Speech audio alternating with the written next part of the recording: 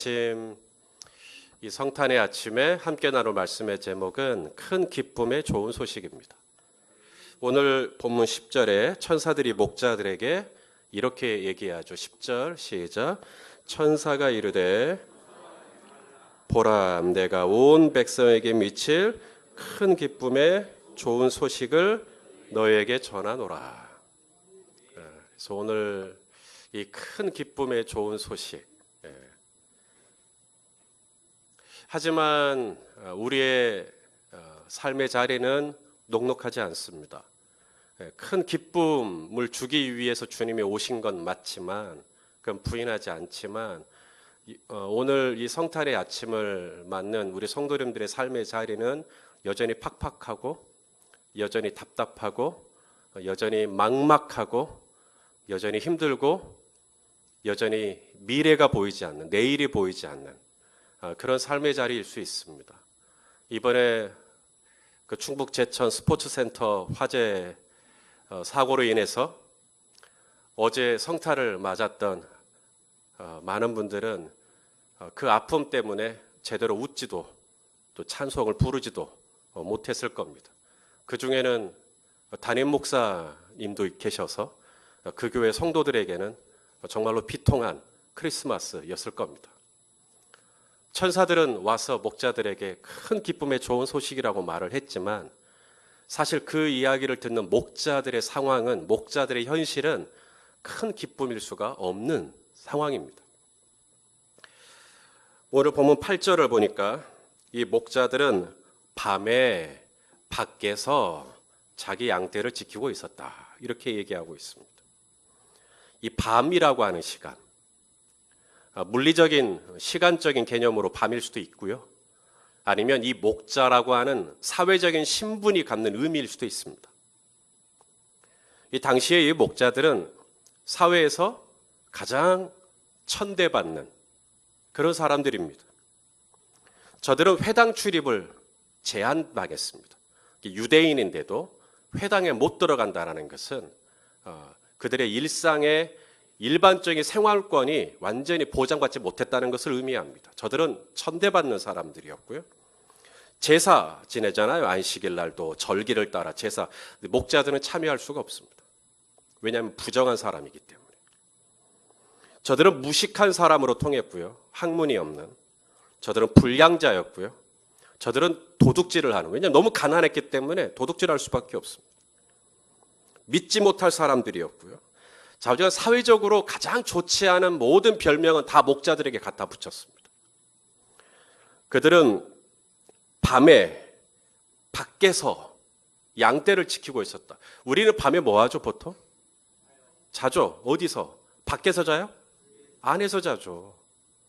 그런데 이 목자들은 밤에 밖에서 양을 지키고 있었다. 여기서 이 밖에서라는 이 표현은 헬라어 원어로 찾아보면 반복형입니다.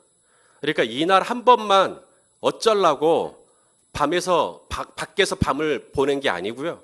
이들은 늘 밤에 밖에서 양떼를 지키는 삶을 살았던 거예요, 그냥. 이스라엘은 일교차가 20도 이상 납니다. 그러니까 낮에는 더워도 밤이면 추워요. 이 목자들은 겨울을 지나고 있는 사람들이었고요. 이 목자들은 밤을 지나고 있는 사람들이었고요. 이 목자들은 내일이 보장되지 않은 삶을 살고 있었고요. 이 목자들은 하루하루 오늘은 내가 뭘 먹을까? 오늘은 내가 어디서 잠을 자야 되나? 이런 걱정을 하면서 이 시간을 보낼 수밖에 없는 그런 사람들이었습니다. 이들에게 와서 천군 천사들이 뭐라 그러냐면 큰 기쁜 소식을 주겠다는 거예요. 이들은 정말 기쁠 일이 없는 사람들인데 이들에게 와서 내가 너에게 정말 기쁜 소식을 주겠다는 거예요. 우리는 보통 어떤 뉴스를 전할 때 그렇게 얘기하죠. 좋은 소식이 있고 나쁜 소식이 있는데 어느 것 들으실래요? 이러죠. 그런데 이 천사들은 나쁜 소식 없어요. 큰 기쁨의 좋은 소식 전해주겠다는 거예요. 큰 기쁨의 좋은 소식. 오늘 말씀을 제가 준비하면서 기도하는 것은 이 연말을 맞아서 우리 성도님들 얼굴 가운데 뭐 어떤 일로 지금 그늘이 드리워져 있거나 좀 마음이 이렇게 눌려 있거나 이렇게 좀 근심이 있거나 지금 이 목자들처럼 말이죠. 어두운 밤을 좀 지나고 있는 내 인생의 시기 속에서 그런 분들이 좀 계시다면 정말 나는 웃을 일이 없어. 나는 기쁠 일이 없어. 라고 하시는 분이 좀 계신다면 저는 오늘 이 말씀을 듣고 정말 기뻐할 수 없는 이 목자들에게 와서 기뻐하라고 했던 것처럼 우리 성도님들 마음속에 이 성탄의 아침에 다시 한번 좀 기쁨이 좀 내 안에 좀 회복되고 즐거움이 회복되는 놀라운 은혜가 있기를 간절히 소원합니다. 오늘 본문이 끝나는 마지막 절, 이 목자들이 바뀝니다. 달라져요. 자, 20절 이렇게 마무리돼요. 시작. 목자들은 자기들에게 이르던 바와 같이 듣고 본 그 모든 것으로 인하여 하나님께 영광을 돌리고 찬송하며 돌아가니라. 어떤 일로 마음이 이렇게 그늘이 졌어요.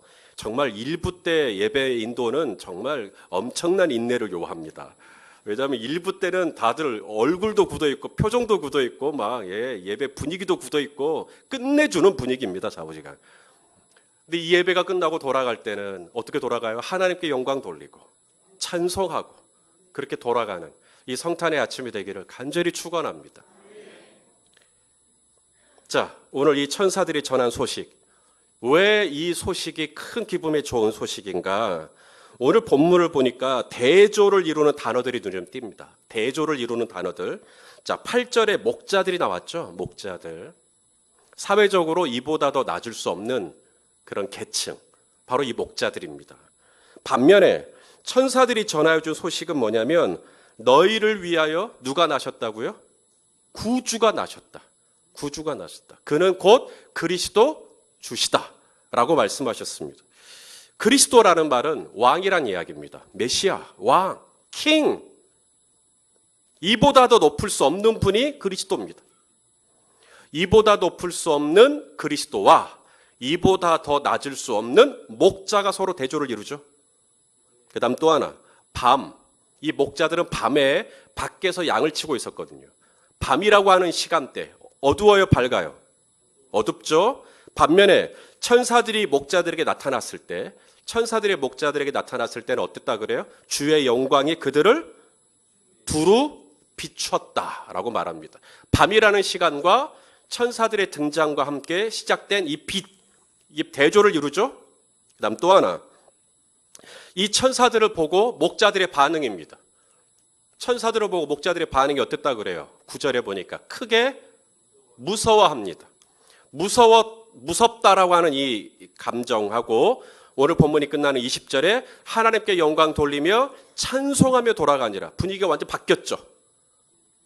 제가 오늘 이 아침에 정말 우리 성도님들을 축복하고 싶고 또 정말 기도하고 싶고 또 정말 이 큰 기쁨의 좋은 소식, 왜 예수님이 이 땅에 오신 것이 나에게 큰 기쁨의 좋은 소식인가? 바로 이거예요.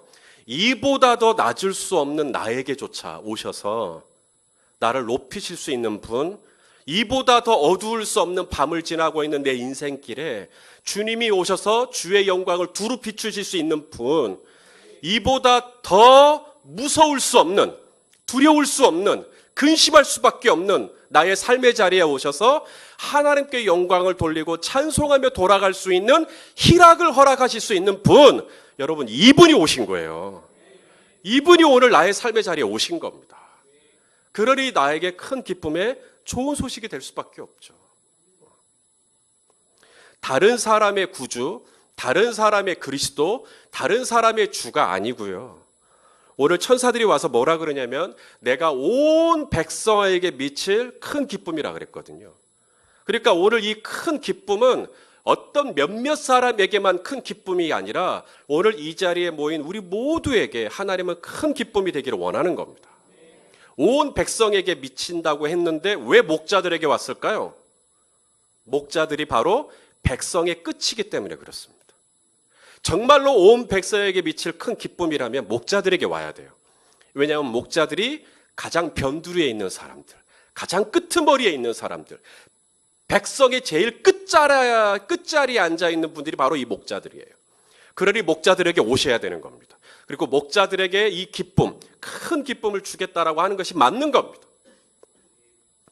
오늘 주님이 주기를 원하는 기쁨은 착하고 신실하고 의롭고 또 성실하고 경건하고 이런 사람들에게만 주는 큰 기쁨의 좋은 소식이 아니고요.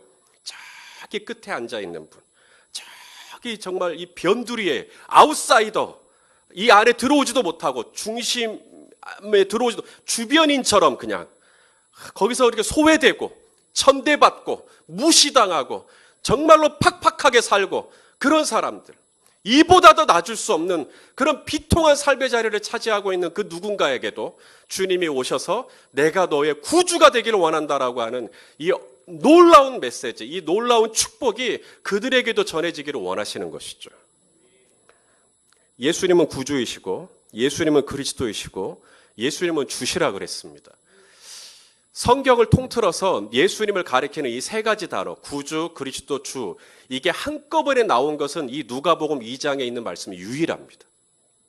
예수님이 하시는 일들을 드러내는 것들인데요. 여러분, 그런 분이 지금 이 땅에 오신 거예요. 인간의 몸을 입고 이 땅에 오신 거예요. 왜 그렇게 하셨는가? 자, 11절을 또 보겠습니다. 11절 시작. 너희를 위하여 구주가 나가셨으니 곧 그리스도. 누구를 위하여? 나를 위하여. 맞죠? 누구를 위하여? 나를 위하여 구주가 나셨다. 나를 위하여 그리스도가 오셨다. 나를 위하여 주님이 오셨다. 그러니까 기뻐하여라. 오늘 이 예배에 지금 참여하신 분들이 약 100여 분 정도 됩니다. 이 중에 몇 분 정도나 기뻐하면 하나님도 기뻐하실까요? 어제 단체 사진 찍었어요. 저희 교회는 전통적으로 크리스마스 이브 행사를 하면 다 단체 사진을 찍습니다.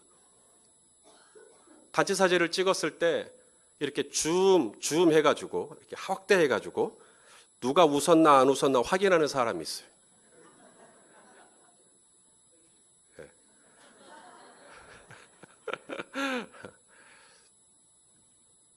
왜 이분은 안 웃지? 왜 이분은 표정이 무표정하지? 예, 그런 생각 한 1초만 합니다. 1초만. 성도 여러분, 주님이 오늘 이 자리에 100분이 앉아 있는데 한 90분 정도 기뻐하면 주님이 기뻐하실까요? 내가 기뻐하지 않으면 주님 기뻐하지 않습니다. 왜냐하면 나를 위하여 오신 분이기 때문에. 우리 성도님들 한 분 한 분을 위하여 오신 분이라니까요. 주님은 얼마나 많은 사람들이 기뻐한다고 만족하지 않아요. 우리 성도님 단 한 분이 기뻐하지 않는다면, 우리 성도님 단 한 분이 지금 표정이 굳어 있다면, 우리 성도님 단 한 분이 지금 밖에서 시간을 보내고 있다면, 우리 성도님 단 한 분이 지금 어떤 일로 마음이 무서움과 두려움과 근심에 눌려 있다면 우리 하나님은 그것 때문에 마음 아파하십니다. 얼마 전에 제가 차에서 찬양을 하나 들었어요. 찬양은 자주 듣지만 시와 그림이라고 하는 이 가스펠 팀이 부르는 찬양이었습니다. 이 가사가 이런 가사예요. 나를 지금 잡아줘. 내 힘으로는 안 돼. 나의 손을 잡아줄 누군가가 필요해. 나는 지금 두려워. 길이 끊어진 듯해. 그냥 다 놔버릴까 한없이 마음 무너져. 그렇기 때문에 나는 널 사랑한단다. 그렇기 때문에 너를 사랑한단다. 약하기 때문에 나는 널 사랑한단다. 약하기 때문에, 그렇기 때문에, 약하기 때문에 너를 사랑한단다. 와, 이 찬양을 듣는데 차에서 눈물이 왈칵 쏟아지는 거예요. 왜냐하면 제가 마음이 많이 어려웠거든요. 주님이 왜 우리를 사랑하신다 그래요? 내가 강하기 때문에? 내가 약하기 때문에. 내가 막 무서워하고 있어요. 내가 막 초조해하고 있어요. 우리 어린 자녀가 눈망울에 눈물이 글썽글썽해가지고 목소리 파르르 떨리던 그 순간 마치 그렇게 두려워하면서 주님 저 이제 어떡하면 좋아요. 주님 저 이제 어떡하면 좋아요. 제가 그렇게 약할 때 주님이 말씀하십니다. 네가 그렇게 약하니까 내가 널 사랑한다고. 사람은 약한 거 좋아하나요? 싫어하나요? 싫어합니다. 사람들은 약한 것 별로 안 좋아합니다. 그래서 약한 것 별로 드러내지 않아. 약한 것 자랑하지 않습니다. 약한 거 숨기려고 그러죠. 또 약한 것하고 가까이 있고 싶지 않아. 왜냐면 약하니까. 근데 주님은 뭐라 그러냐면 네가 약하기 때문에, 그렇기 때문에 내가 널 사랑한단다. 내가 널 사랑한단다. 다른 누군가를 위해서가 아닙니다. 바로 내가 약하니까, 바로 내가 또 근심하고 있으니까, 내가 또 바깥에 있으니까, 내가 또 어두운 밤을 지나고 있으니까, 내가 또 무서워하고 있으니까 주님이 바로 나를 위해서, 그렇기 때문에 나를 사랑하셔서 구주가, 그리스도가, 주님이 이 땅에 오셨다. 여러분, 오늘 본문에 혹시 성경책에 어떤 분은 깨끗하게 성경책 보시는 분이 계시거든요. 절대 표시하면 안 돼요. 그런 분들은 그냥 냅두십시오. 하지만 좀 밑줄 정도로 그어도 된다고 치면 세 가지 단어에다가 밑줄을 좀 그으십시오. 8절의 목자들이요. 8절의 목자들. 그 다음에 11절에 나오는 다윗의 동네. 다윗의 동네. 그 다음에 12절에 나오는 구유라고 하는 단어. 이 세 가지 단어. 저는 이 세 가지 단어가 이렇게 확 와닿습니다. 목자들, 이보다 더 낮을 수 없는 사람들. 다윗의 동네, 베들레헴이죠. 다윗의 동네. 예수님이 태어나신 곳은 예루살렘과 같은 대도시가 아니라 베들레헴이라고 하는 촌구석입니다. 이보다 더 외질 수 없는 곳입니다. 베들레헴이 얼마나 작냐고요? 호적조사 신고하러 왔을 때 요셉과 마리아가 잘 방이 없었습니다. 그 정도로 조그마한 시골입니다. 조금만 사람들이 오면 바로 방이 다 차버리는 아주 작은 시골입니다. 그럼 다윗의 동네. 그 다음에 그분이 강보에 쌓여 어디에 누웠다고요? 구유. 이보다 더 더러울 수 없는, 이보다 더 낮을 수 없고, 이보다 더 외질 수 없고, 이보다 더 불결할 수 없는. 저는 이 세 가지 단어가 그렇게 제 마음에 위로가 되네요. 왜냐하면 제 심령이 꼭 구유 같다고 느낄 때가 많아요. 아니, 구유 같아요. 제 마음이 뭐 얼마나 깨끗하겠습니까?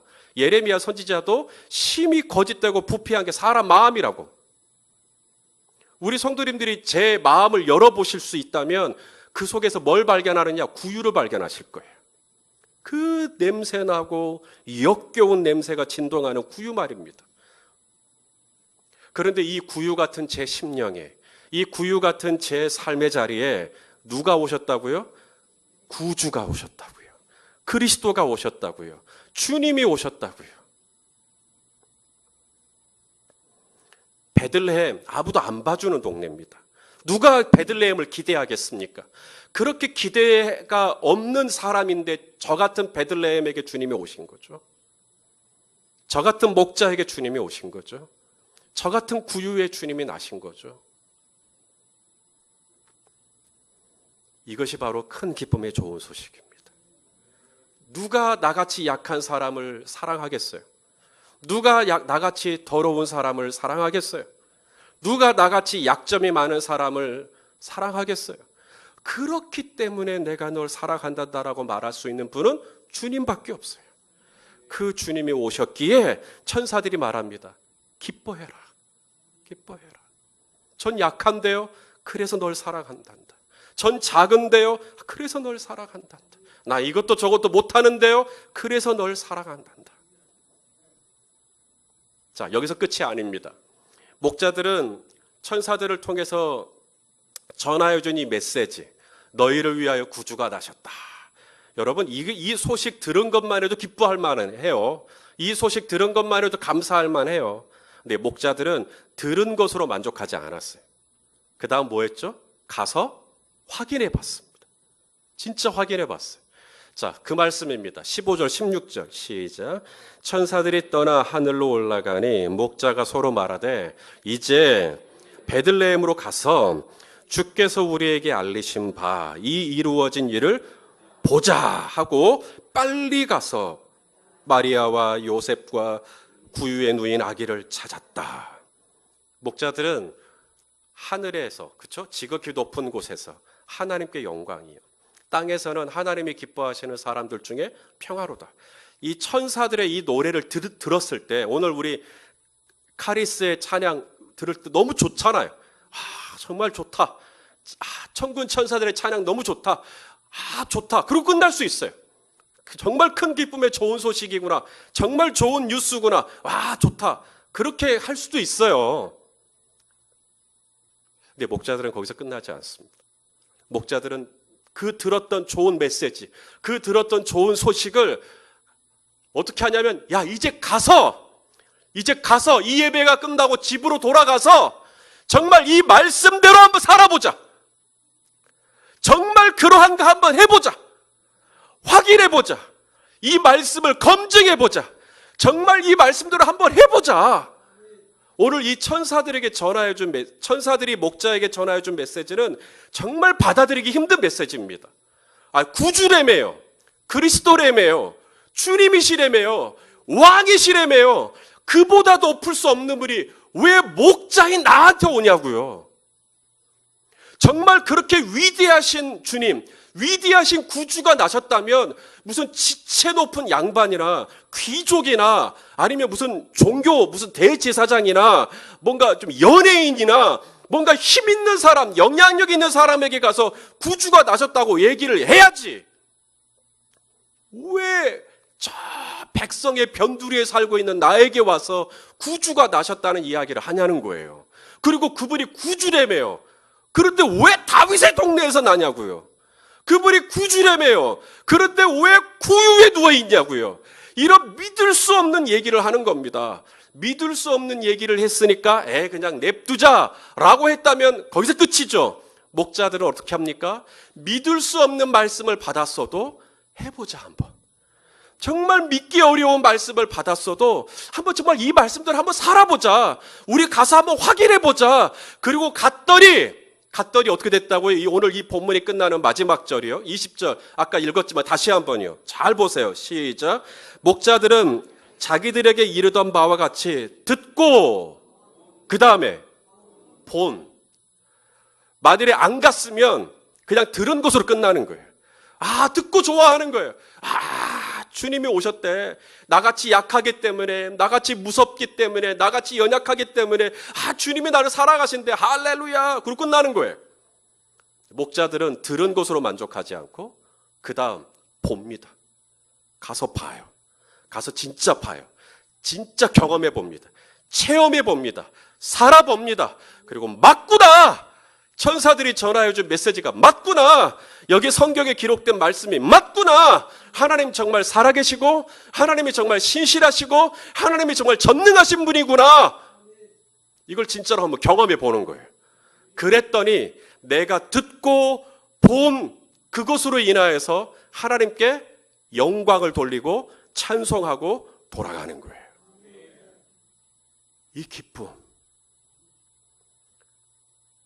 이 기쁨이 우리의 삶 가운데 있기를 원하는 것입니다. 얼마큼 더 가지면 행복할까? 얼마큼 더 높아지면 기쁠까? 얼마큼 더 영향력이 좀 있어지면 내가 만족할까? 하나님이 우리에게 주기를 원하는 기쁨은 그런 거 아닙니다. 오늘 당장 내가 원했던 걸 가졌어도 이거 얼마 가나요?